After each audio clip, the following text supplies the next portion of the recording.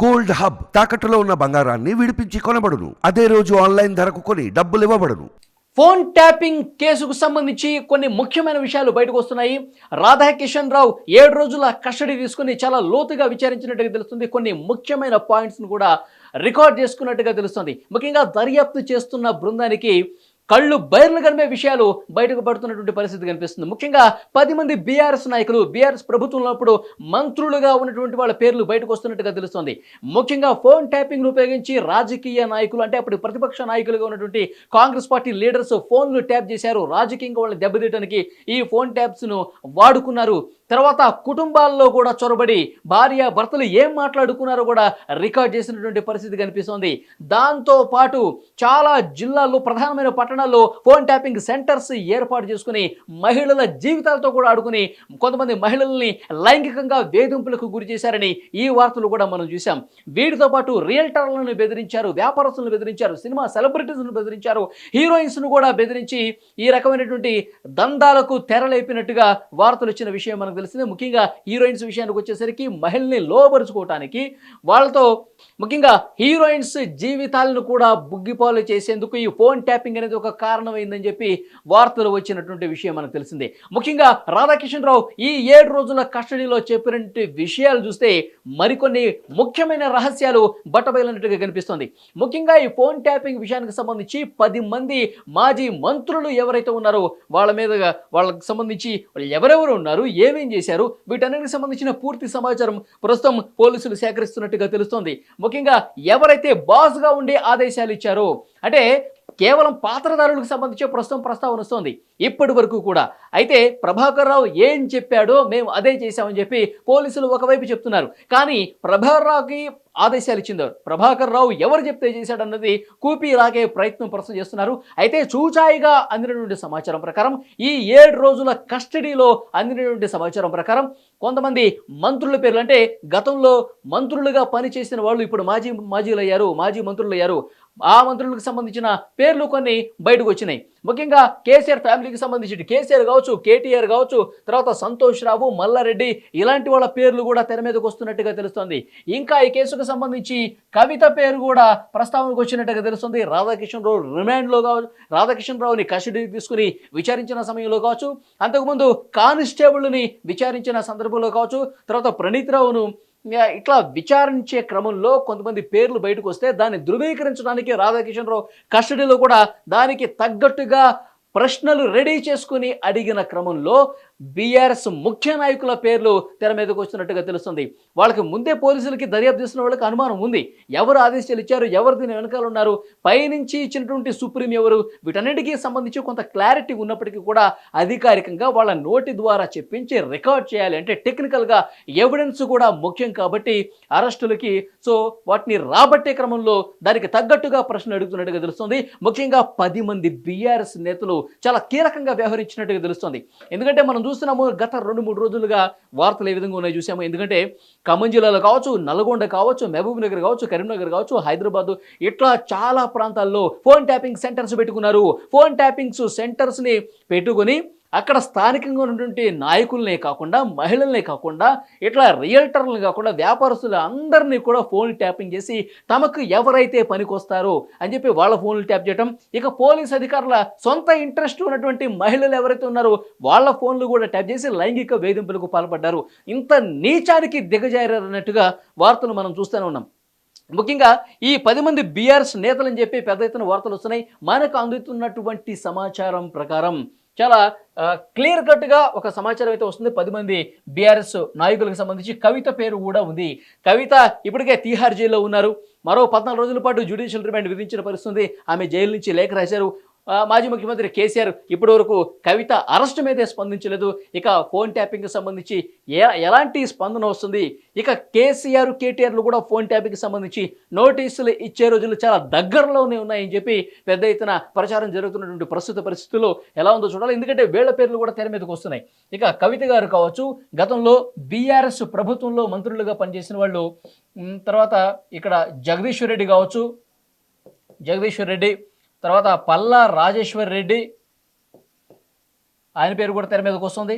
దాంతోపాటు వినోద్ కుమార్, ప్రస్తుతం కరీంనగర్ ఎంపీ అభ్యర్థిగా ఉన్నారు వినోద్ కుమారు, తలసాని శ్రీనివాస్ యాదవ్.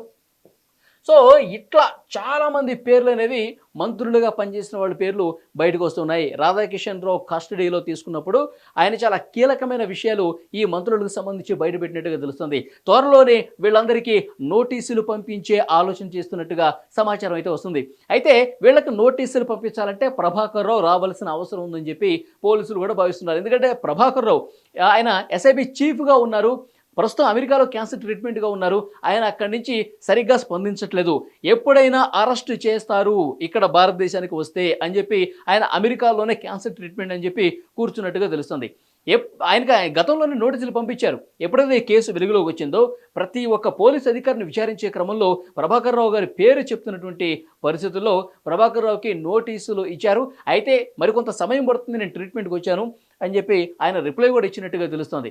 మరొక ముఖ్యమైన విషయం ఏంటంటే ప్రభాకర్ రావుకి సంబంధించి ప్రతి ఎవిడెన్స్ను కూడా వాళ్ళ దగ్గర పెట్టుకున్నట్టుగా తెలుస్తుంది. ప్రభాకర్ రావు వచ్చిన తర్వాత మరిన్ని కీలక విషయాలు రాబట్టి ఈ బీఆర్ఎస్ నాయకులు అందరికీ కూడా నోటీసులు ఇవ్వాలంటే కనుక ప్రభాకర్ రావుతో కొన్ని ప్రశ్నలు అడిగి ఆయన నుంచి సమాధానాలు రాబట్టి అప్పుడు నోటీసులు ఇచ్చే ఆలోచన చేస్తున్నట్టుగా తెలుస్తుంది. ఒకవేళ ప్రభాకర్ రావు రావటం లేట్ అయితే రాధాకిషన్ రావు ఏదైతే కస్టడీలో చెప్పాడో బీఆర్ఎస్ నాయకుల పేర్లు వాళ్ళకి సంబంధించి ఇప్పటికీ కొంత టెక్నికల్ ఎవిడెన్స్లు కూడా, అంటే గతంలో వాళ్ళు ప్రభుత్వం ఉన్నప్పుడు ఎవరెవరితో మాట్లాడారు, ఎవరెవరితో వాట్సాప్ చాట్ ఉంది, ఏమేమి మాట్లాడారు, ఎలాంటి కోడ్ భాష యూజ్ చేశారు, ట్యాపింగ్కి సంబంధించి ఏమేమి మాట్లాడుకున్నారో ఆ టెక్నికల్ ఎవిడెన్స్ను కూడా వాళ్ళు సేకరిస్తున్నట్టుగా తెలుస్తుంది.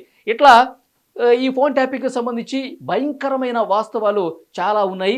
ఒక్కొక్కటిగా రోజుకు ఒకటి వెలుగు చేస్తున్నటువంటి ప్రస్తుత క్రమంలో ఒకవేళ ప్రభాకర్ రావు రావటం ఆలస్యమైతే ప్రభాకర్ రావుని అలా ఉంచి ఈ వీళ్ళకి నోటీసులు ఇప్పటి వరకు ఉన్నటువంటి సేకరించిన సమాచారం మేరకు నోటీసులు పంపించే ఆలోచన చేస్తున్నట్టుగా తెలుస్తుంది. ఒకవేళ ప్రభాకర్ రావు 1 వారం 10 రోజుల్లో ఎట్టి పరిస్థితుల్లో రావాల్సిందని చెప్పి చాలా సీరియస్గా చెప్పినట్టుగా తెలుస్తుంది.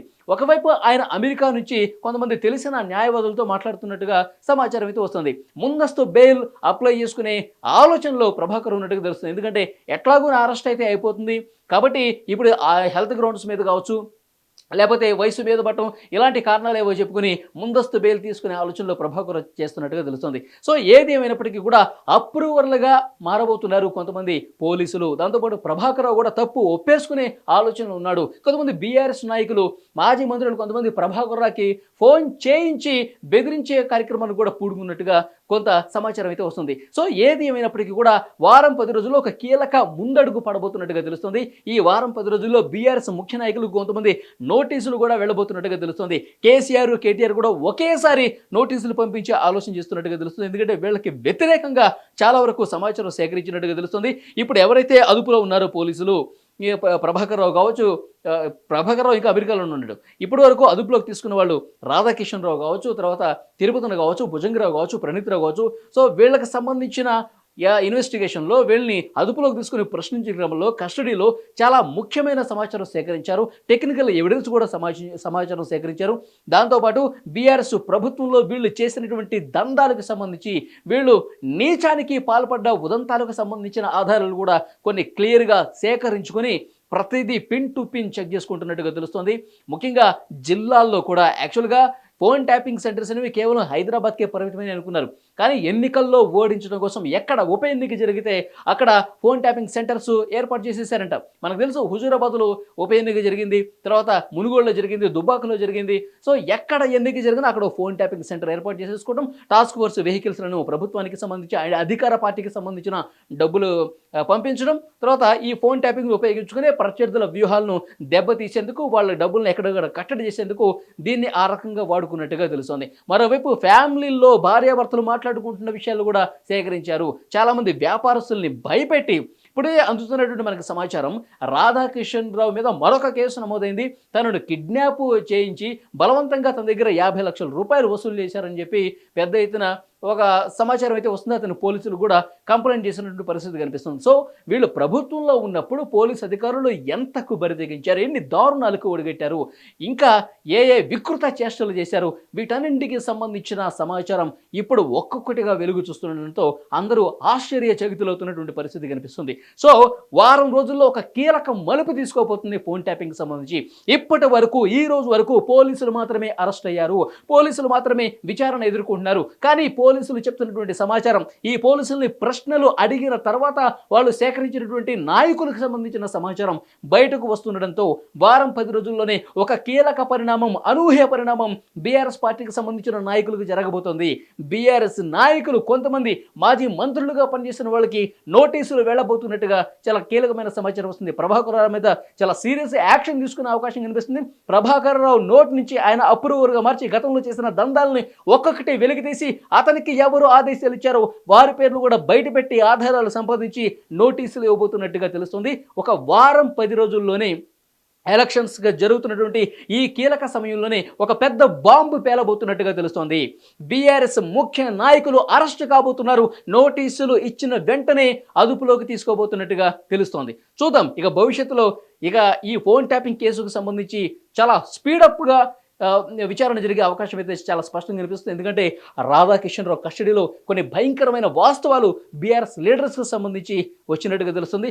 వాటన్నిటిని క్లియర్గా ముందు పెట్టుకుని, ఆధారాలు ముందు పెట్టుకుని, ఆయన ఏదైతే చెప్పాడో దాన్ని రికార్డింగ్ చేసుకుని పూర్తిగా ముందు పెట్టుకుని విచారించే అవకాశం కనిపిస్తుంది. బీఆర్ఎస్ నాయకులకు నోటీసులు ఇచ్చి వాళ్ళని పిలిచి వాళ్ళ ముందు పోలీసులు చెప్పిన ఆధారాల సమాచారం ముందు పెట్టి వాటిని ప్రశ్నల రూపంలో అడిగే అవకాశం కనిపిస్తుంది. ఏ జిల్లాలో ఏం చేశారు, ఏ ఎన్నిక సమయంలో ఏం చేశారు, ఏ రియల్టర్లను బెదిరించారు, డబ్బులు ఎక్కడ వసూలు చేశారు, ఎవరి దగ్గర వసూలు చేశారు, తర్వాత మహిళల్ని ఎవరిని బెదిరించారు, తర్వాత సినిమా ఇండస్ట్రీలో ఉన్న మహిళల్ని ఎంతమందిని బెదిరించారు, వీటన్నింటికి సంబంధించి ఎవరు ఫోన్ ట్యాప్ చేశారు, వీటన్నింటికి సంబంధించి పూర్తి సమాచారం ముందు పెట్టుకొని పూర్తిగా ప్రశ్నలు అడిగి మరిన్ని ఆధారాలు సంపాదించే కార్యక్రమం త్వరలోనే జరగబోతుంది.